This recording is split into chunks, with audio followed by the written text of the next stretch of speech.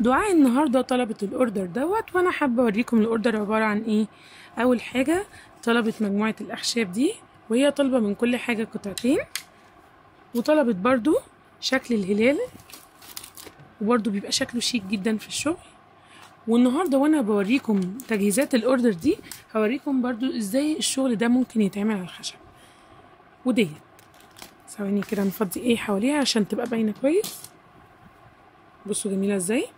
طيب وطلبت كمان الالوان اللي هي الدايموند الاي بي او الدايموند الجيلي دوت، بيستخدم لكل الحاجات دي ان هو يستخدم عليه، والاي 8000 او التي 8000. بصوا بقى، بنجيب الشكل الخشب وبنفتح الاي 8000 وبنعمل خط كده، وبعدين بنجيب اللون اللي احنا حابينه، وبالقلم بتاع الدايموند بنبتدي نشتغل جزء جزء.